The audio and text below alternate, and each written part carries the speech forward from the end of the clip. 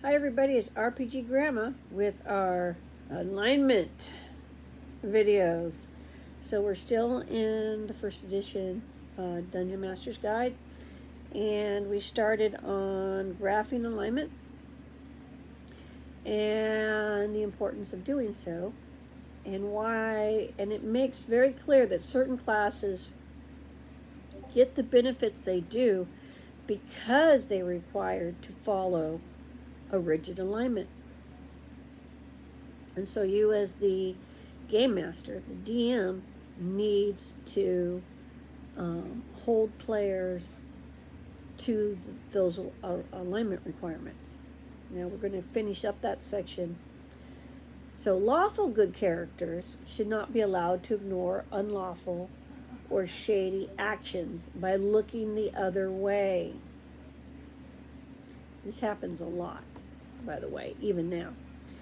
If, for example, a party that includes a paladin decides to use poison on a monster that they know is ahead, the DM shouldn't let the paladin be distracted or led away for a few rounds when it is patently obvious that the paladin heard the plan.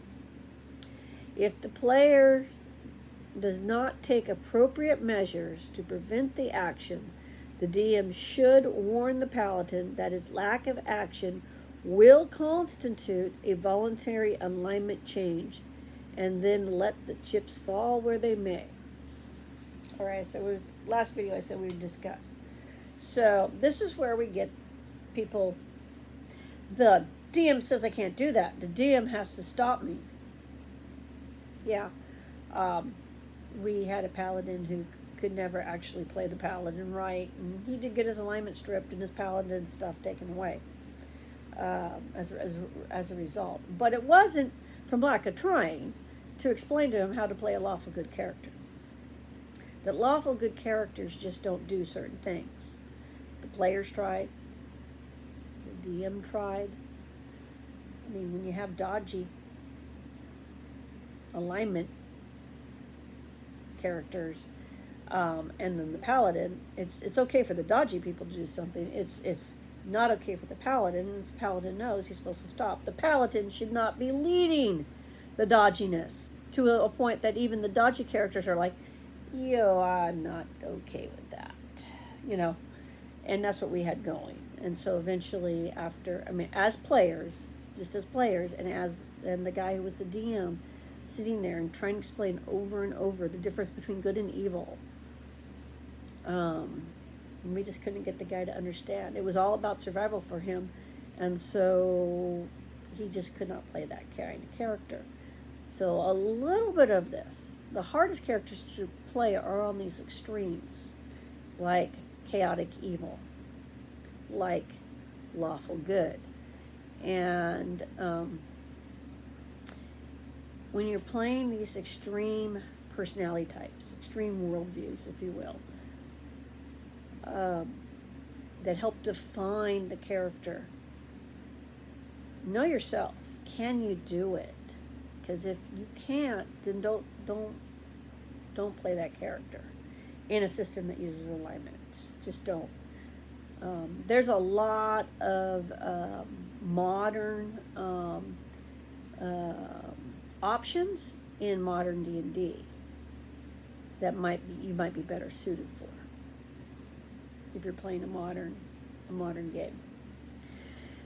So that's my advice, both as a player and as a game master. Know thyself a little bit.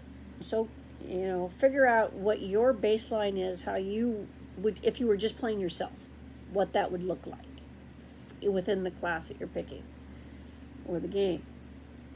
And then learn to play that, and then pick something you think you can play alignment wise, and try to play that alignment first before picking a class that has an alignment requirement, because you're being asked to act the character a very specific way. Think of these rules as The director in a movie is telling you, or a play, how they want you to express your character. Okay? I'm not saying you ever have to role play anything outside of your comfort zone of you. Just try to figure out where you fit on that scale that has been supplied for you for the game.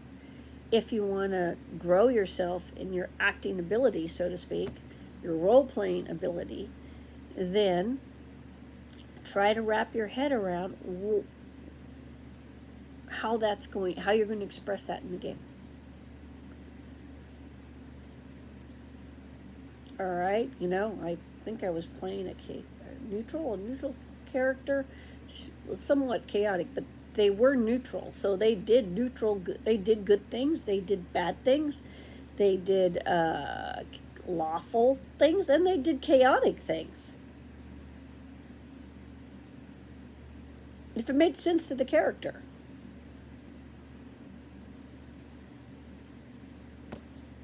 They were relatively neutral. So in any given moment, whatever my character was doing, it was very changeable. But it all kind of washed out on the kind of graph. And that was in a Shadow Dark game. So there, where we have law, chaos, and neutral as the options. They were doing things that you're like, oh my God, I don't believe, Granny's character just did whatever. But it made sense to the character, it made sense to me, if I don't have,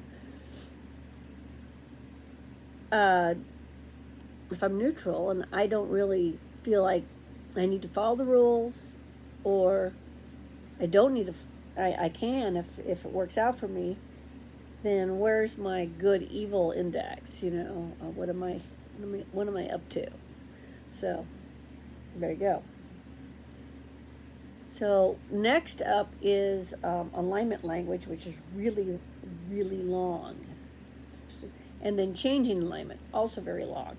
So I'm going to do those as separate episodes. But what I want you to get thinking about here is how you're going to graph this, how you're going to follow this as the DM, as a player. This is, and I'm not saying as a DM you got to be like, that's not your alignment on every single thing they do. What they're talking about is you're doing something big.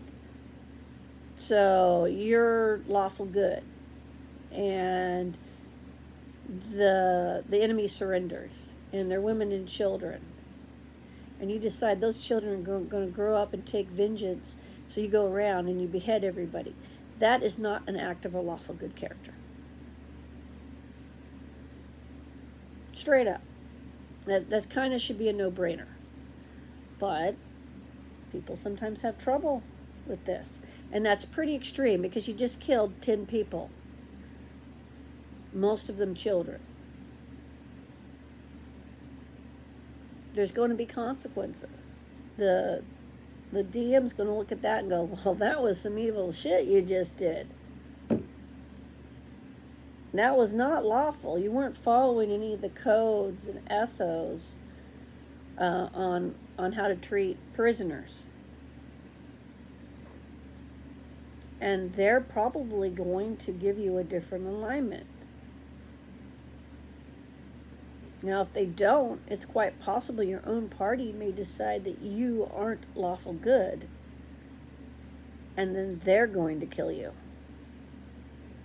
Because they don't know what you're going to do when they become expendable. Just putting it out there. So this should help you develop ethos on how to play your characters, what to expect out of player characters, how NPCs should act, things like that. And there's more to it. Remember, cosmic forces, things you can't even begin to understand. Your brain can just begin to wrap its head around, are at play here. All right.